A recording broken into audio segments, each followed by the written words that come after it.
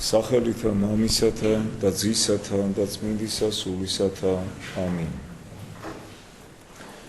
ადამიანის ცხოვრება არის აღსავსე მრავალი წინააღმდეგობით, როგორც შინ ოჯახში, ასევე გარეთ გვაქვს უამრავი განსაცდელი. თუნდაც კონკრეტულ შემთხვევებში ვიყოთ მართლები ადამიანებთან და თავს გვატყდება განსაცდელი, უსვავთ ჩვენ თავს კითხვას, რატომ? რატომ მოხდა ასე? რატომ დამემართა ასე? ამ კითხვაზე პასუხს წმინდა მღვდელმთავარი იოანე ოქროპირი გაგვცემს თავისი პატარა შესანიშნავი წერილით, რომლის სათაურიც ასეთია: შინა ომების მიზეზი არის სოდვა. საიდანაც სოდვა იღებს სათავეს, სასჯელიც იქიდან გადმოგვიჭერს მათრახს. დავითმა სხვისი კუთვნილი კრავი თავის სახლში შეიყვანა, მისი მწყემსი კი მოკლა. კრავმა მალევე დაუწყო რქენა პატრონს მისივე სამკვიდრებელში. დავითმა სხვის საცხოვრისში დათესა განხეთქილება, საკუთარ სახლში კი ომი აღიძრა მის წინააღმდეგ. ურიას მოკლისა და მისი ცოლის მოყვანისათვის დავითს აუმხედრდა საკუთარი ძე. ისმინე რა უთხრა მას ღმერთმა ნათან წინასწარ მეტყველის პირით. აწვნუ განეშორებინ მახვილი სახლსა შენსა უკუნისამდე ჟამთა. შენ მახვილით გააპე სხვისი სახლი, მე კი შენ განგიმზადებ მახვილს შენივე სახლში. აჰა ესე რა სახლით შენით აღვადგინო ძვირი შენზედა. დღესაც მრავალ სახლშია გაჩაღებული ბრძოლა. ერთ ცოლი ეომება, მეორეს ძე უწევს, სხვას უსიამოვნებანი აქვს ძმასთან, მოსამსახურეებთან და მათგან თითოეული იტანჯება, ჯავრობს, იბრძვის, იწყებს ომს და ომითვე მარცხდება. მაგრამ არავინ ფიქრობს, არავინ მსჯელობს თავის თავთან. იქნებ თავად რომ არ დაეთესა ცოდვა, მის სახლში ნარეკალიც არ აღმოცენდებოდა. რომ არ ჩაეგდო ცოდვის ნაპერწკალი, საკუთარი სამყოფელიც არ აუგიზგიზდებოდა. არავინ ფიქრობს, რომ შინაური უბედურებანი ნაყოფია ცოდვებისა, რომ ცოდვილის დასჯას ღმერთი მისივე სახლეულით აკისრებს, რასაც ადასტურებს ყველაზე სარწმუნო რამ, წმინდა წერილი. რაო გებრძვის სოლი, შინ მისვლისთანავე ნადირივით შემოგეფეთება და ალესილ მახვილზე ბასრი ენით წყარე სიტყვებს გახვედრებს.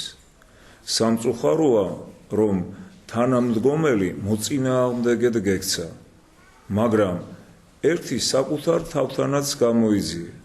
სიჭაბუკის წლებში ვინმე დედაკაცის მიმართ რაიმე უკეთურება ხომ არ განიზრახე და თუ ასეა, აი იმ დედაკაცის შეურაცხყოფისათვის სამაგიეროს დედაკაცივე გიხდის და სხვის მაშინდელ იარას დღეს შენი საკუთარი ცოლი წამლობს.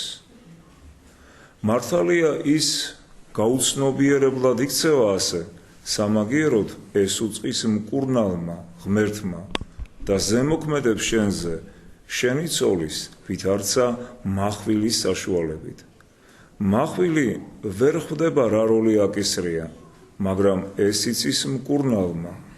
მართალია ვერც მძლეველი ცოლი და ვერც ძლეული ქმარი ვერ აცნობიერებენ, რატომ ებრძვიან ერთმანეთს, მაგრამ ღმერთს, როგორც მკურნალს, არ გამოეპარება რა არის მათთვის სასიკეთო. ის რომ ავი ცოლი ქმრისთვის სასჯელია, ცოდვათა გამო, ადასტურებს საფთო წერილი. მისი სიტყვების თანახმად ცოდვილ ქმარს ეძლევა ავი ცოლი, როგორც ცოდვით აღძრბათა გამანადგურებელი მწარე წამალი. შვილთაგან თავდასხმებიც რომ სასჯელია ცოდვათა გამო, ამის მოწმე გახდა დავითი. ურჯულო კავშირისათვის თავისი ძის აბესალომის მიერ დევნული.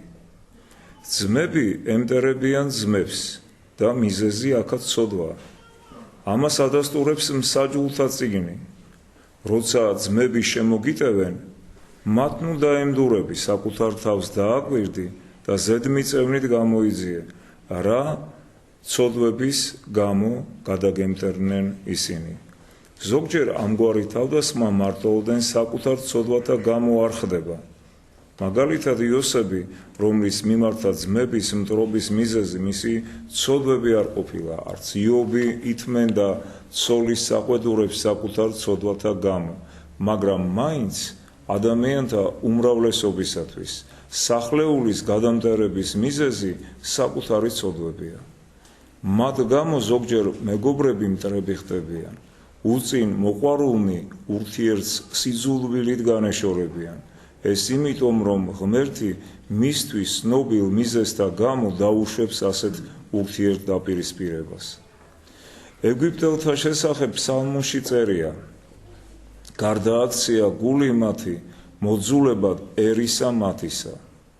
ღმერთი არ დაუშვებდა ამგვარ სიძულვილს, ეგვიპტელთა ადრინდელი ურთიერთსიყვარული მანკიერი რომ არ ყოფილიყო.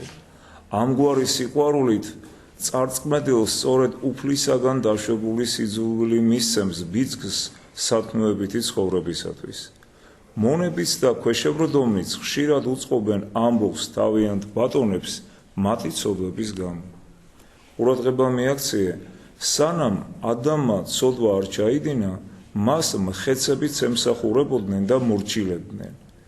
ისიც სახელებს ართმევდა მათ, როგორც თავის მონებს. ხოლო ოდეს თავი წაიბილწა ცოდვით, ცხოველებმაც ვერ იცნეს იგი, ყოფილი მონები მტრად მოეკიდნენ. ეზოს ქოფაკი ემსახურება მას, ვინც აჭმევს, მისი ეშინია და მის დანახვაზე ძრწის, მაგრამ თუ უცებ თვალს მოკრავს მის გამურულ ან ნიღაბ აფარებულ სახეს, დასაგლეჯად ეცემა, როგორც უცხოს. ასე დაემართა ადამიანსაც. სანამ წმინდად ინახავდა ღვთის ხატად შექმნილ თავის სახეს, მანამდე მხეცები თვინიერად ემორჩილებოდნენ, ხოლო როცა ურჩობის ჭუჭყით გაისვარა, პირუტყვმაც ვეღარ იცნო და უცხოსავით გადაემტერა. მას სადამე მონათა ამბოხი ცოდვათა საზღაურის გება. მართალი იყო დანიელი და ლომებმაც ცნეს მისი მეუფება. მათ დაინახეს, რომ ის არ იყო ცოდვასთან წილნაყარი და არც დასაჯეს. მაგრამ როცა შესწოდა, იცრუა წინასწარმეტყველმა, იგი გზად შემოყრილი ლომის მსხვერპლი გახდა. სიცრუით შემწიკლული ლომმაც ვეღარ იცნო. წინააღმდეგ შემთხვევაში წინასწარმეტყველს არ იუცხოებდა და პატივსაც მიაგებდა. რა კი მასში ცრუ წინასწარმეტყველი დაინახა, უცნობად მიიჩინე და თავს დაესხა. მეუფე მიცრუა და მონამაც უარყო მისი მეუფება. მაგრამ რა მოსატანია შინაური უბედურებანი, როცა ჩვენთვის ყველაზე მახლობელი და საყვარელი ჩვენი სხეულიც ზოგჯერ მტრად გვეკიდება. როცა ცოდვას ჩავიდენთ, იგი სამაგიეროს ცხელებით, სხვას ნეულებებით და ტანჯვით გვიხდის. თუ დამონებული ხორცი დასჯის მეფედ ქმნილ, მაგრამ შემწოდებელ სულს, ეს იქნება არა მისი სურვილი, არამედ მოვალეობა. ამას ადასტურებს ქრისტე, რომელმაც განკურნებულ განრღვეულს უთხრა: აჰა, ცოცხალი ქმერ, ნუ ღარა სოდავ, რაით არა უძვირესი რაიმე გეყოს შენ. მას ძმანო, რა კი შევიტყვეთ, რომ სახლეულთან, ახლობლებთან თუ მონებთან ომისა და ხორციელს ნეულებათა მიზეზი დიდწილად არის სოდვები, აღმოუფრათ ეს სათავე ბოროტებისა. ამ სიტყვასთან მიმართებაში შეიძლება თანხმობაში არ იყოს, მაგრამ ერთი ასეთი პატარა ისტორია მინდა მოგიყვეთ. თორსტები წმინდა მღვდელმთავარს ნიკოლოზ სერბს აქვს აღწერილი ერთ-ერთი სერბი ბერის ცხოვრებიდან, რომელიც ათონზე მოღვაწეობდა. აი ეს ბერი ათონზე მოღვაწე იხსენებს, რომ იყო ადრე ხელოსანი ერში ცხოვრებისას და როგორც ძირითად ნაწილს ხელოსნებისას ჩვევიათ, თითქმის ყოველდღე ან ნასვამიან თვრალი ბრუნდებოდა სახლში.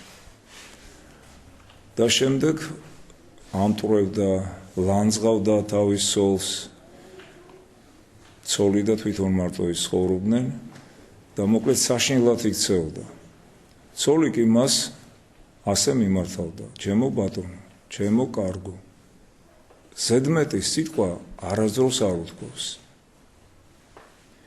და აი გარდაიცვალა ეს ქალბატონი და ეს პიროვნებაც, მისი ქმარი, გონს მოეგო. დაინახა, რომ მისი ყველაზე ერთგული ადამიანი მის გვერდზე აღარ არის. ერთადერთი ადამიანი, რომელიც პატიებდა მას, რომელიც ბატონოს ეძახდა, ძვირფასოდ მიმართავდა და ჩავარდა სასწარკვეთილებაში. ასე აღმოჩნდა ათონის წმინდა მთაზე და ყოველთვის ლოცულობდა თავის ცოლისთვის, როგორც მისი გადამრჩენელისათვის. რადგანაც მან მისმა ცოლმა ასწავლა უდიდესი სათნოება, მოთმინება, მიტევება და პატიება. მერთმა ჩვენც მოგცეს ამის უნარი უპირველეს ყოვლისა საკუთარ ცოდვათა ხედვის და შემდეგ მიტევებისა და მოთმინების. მერთმა დაგლოცოთ და გაგვართ.